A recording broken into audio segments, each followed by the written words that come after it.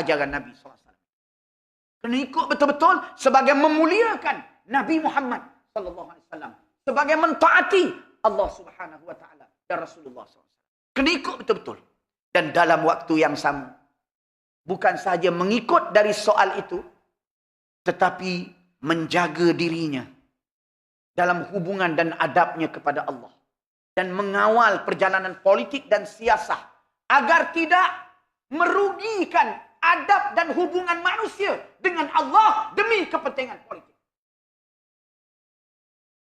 Dia mesti menjaga kedua-dua perkara itu dengan tegas dan mengimbangkannya dan tidak melebihkan yang ini dan tidak mengurangkan yang itu, kerana kedua-dua itu adalah merupakan kepimpinan yang ditunjukkan oleh Nabi Muhammad sallallahu alaihi wasallam dan ajaran yang disampaikan oleh baginda sebagai sifat baginda sebagai nabiyyun mursal, nabi yang diutuskan. Tapi hari ini separuh dah jadi tinggalkan sebahagian daripada ajaran Nabi dari sudut syariat. Separuh lagi tinggalkan ajaran Nabi daripada sudut yang menyentuh tentang hablum minal. Akhir politik kita, yang untung orang kafir. Yang rugi ialah orang-orang yang beriman dalam hubungan dan adabnya kepada Allah. Ini tak betul. Ini tak betul. Sebab itu tuan-tuan, apabila kita mengambil tanggungjawab sebagai orang yang nak membawa ajaran Rasulullah SAW di bidang siasah, di bidang Islam, tolong mengajilah. Mengaji betul-betul daripada guru-guru yang alim, yang rabbani, yang muktabar. Supaya tersingkap kepada kita keterangan Al-Quran dan hadis. Dan terdampak kepada kita bagaimana sebenarnya kepahaman yang dibawa oleh Nabi SAW yang berkaitan soal politik dan kena. Tengok Nabi SAW bersabda dalam satu hadis. Nabi kata, innahu la yughanu alayya wa inni la astaghfirullah fil yawmi mi'ata marrah. Nabi kata, sesungguhnya aku ni la yughanu alayya. Hati aku ini dikabusi. Ataupun kita panggil dikeruhi. Jadi keruh. Jadi dia panggil ghain ini selaput. Maknanya jadi kita tengok tak jelas. Maknanya sudah diselaput. Maka hati aku ini sudah diselaputi, ditabiri, dikabusi. Innahu la yughanu alayya. Aku jadi begini. Maka aku sesungguhnya dalam sehari beristighfar kepada Allah 100 kali. Nabi, astagfirullahalazim, astagfirullahalazim, astagfirullahalazim. 100 kali. Ni Nabi, tuan-tuan kena ingat. Bukan saya, bukan tuan-tuan. Nabi yang maksum, Nabi yang tidur pun berzikir kepada Allah sallallahu alaihi wasallam. Nabi sallallahu alaihi wasallam yang baginda itu dalam segala tindak tanduknya adalah zikir. Naik tempat yang tinggi, tak lupa Nabi berzikir kepada Allah di tempat yang tinggi, Allahu Akbar. Bila turun kenderaannya di tempat yang rendah, subhanallah. Bila Nabi nak masuk rumah, baca doa. Kalau tidak, mana yang kita dapat semua doa-doa? Itu pun Nabi kata, hati aku dikabusi. Maka aku beristighfar kepada Allah dalam sehari. Nak cover benda tu, 100 kali istighfar. Istighfar seorang Nabi tak sama dengan istighfar kita.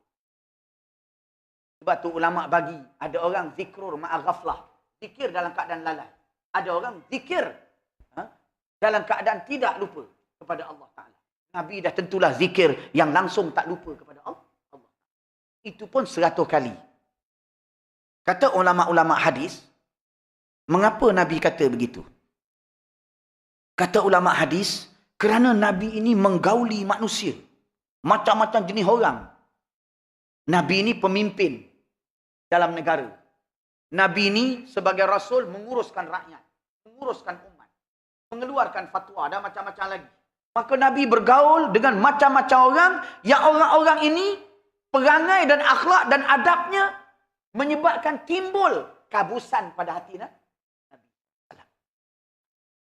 Kadang-kadang Nabi duduk dalam rumah, ada orang nak jumpa Nabi. Nabi marah. Siti Aisyah dengar. Nabi kata, ni betul-betul. Nabi kata, Bi'sal ashir. Sejahat-jahat saudara ni lah makhluk dia. Itu dia. Bila Nabi kata macam tu, Sayyidatina Aisyah dengar. Lepas tu orang tu pun masuk jumpa Nabi. Nabi bercakap dengan kawan tu bukan main mesra. Sampai ketawa-ketawa pula. Aisyah pening kepala. Tadi dia kata, kena maki. Kawan ni. Lepas tu Nabi bercakap bukan main mesra sampai ketawa-ketawa. Lepas balik kawan ni, Aisyah radhiyallahu anha tanya pada Nabi. Mengapa ya Rasulullah? Tadi kau cakap begini. Lepas tu kau layan sampai ketawa-ketawa ni apa pasal? Mengapa begini ya Rasulullah? Nabi kata, sejahat-jahat manusia ialah manusia yang kamu mengelak dari kejahatan. Sebab kalau kamu layan dia, kamu tegur dia, dia jadi jahat. Dia tunjuk perangai tak baik. Ini manusia yang jahat. Maka Nabi tidak menzahirkan. Dalam hubungannya Nabi layan dengan baik. Nabi tidak menzahirkan perasaan tak suka Nabi pada lelaki. Nabi jumpa orang macam ni banyak. Macam menyebabkan hati Nabi itu yuran. Tuan-tuan, sekarang ni kita di zaman, di akhir zaman, dalam siasah dan politik, dalam dakwah, saya sebagai seorang lebay kampung, terpaksa berdepan dengan macam-macam orang. Itu baru lebay kampung. Tadi ada orang datang mengadu hal, bergaduh laki bini. Ini baru lebay kampung. So, saya sebutlah yang terlibat dalam politik dan siasah, yang memimpin sebuah kerajaan, yang memimpin sebuah jamaah, yang terlibat dengan masyarakat yang macam-macam. Dah tentulah yuran alaih, hatinya akan dikabusi. Tapi di mana tahajud dia? Di mana istighfar? Di mana wirid dia? Di mana salat malamnya? Di mana bacaan Qurannya, khatamnya? Mana? Bila kita peringatkan benda ni, dia kata ini. Dia kata benda ni satu benda yang dianggap sebagai kurang relevan. Satu benda yang dianggap sebagai kurang relevan.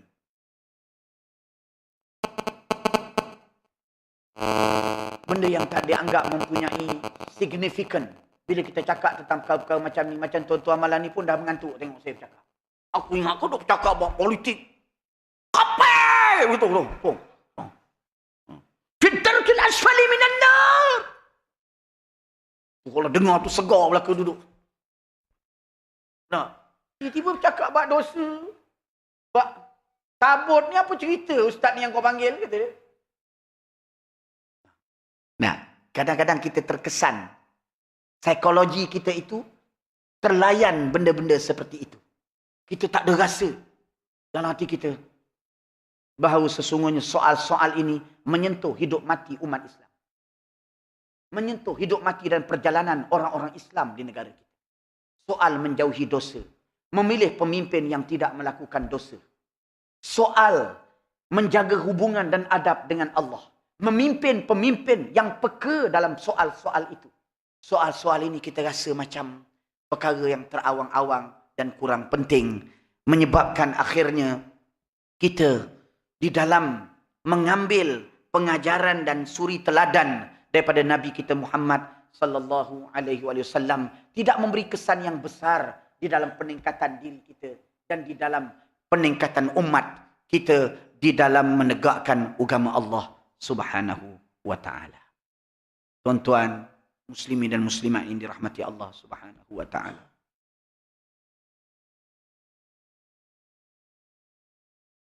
Oleh itu kepada kita sebagai pengikut-pengikut Nabi Muhammad sallallahu alaihi wasallam, kita kena mengaji. Kita mesti menuntut ilmu. Kita mesti duduk dalam halaqah-halaqah ilmu dan memperdalamkan ilmu. Perkara ini diingatkan berkali-kali oleh tokoh-tokoh ulama-ulama Islam dalam harakah Islamiyah. Antaranya Syekh Sa'id Hawa yang mengingatkan kena mengaji. Kerana punca masalah umat ialah al-jahlu, kejahilan. Kena mengaji. Jadi kena mengaji, bila ada majlis ilmu kena datang, kena belajar tafsir, kena belajar hadis, kena belajar tauhid, kena belajar fiqh, kena belajar tasawuf, kena belajar usul fiqh, kena belajar bahasa Arab, kena belajar aliran-aliran yang menyeleweng di zaman kita untuk dijauhi. Kena belajar sirah Nabi sallallahu alaihi wasallam dan kena belajar fiqhud da'wah, pendekatan dakwah yang ditunjukkan oleh Nabi kita Muhammad sallallahu alaihi wasallam. Dan kemudiannya dalam konteks negara kita, dalam kita berjuang untuk melaksanakan Islam dalam negara kita, ini suatu kewajipan dan satu kefarduan. Kerana macam saya sebut awal-awal tadi, kita adalah sebagai guru dan orang kafir ini sebagai orang yang diperintah untuk mengambil pelajaran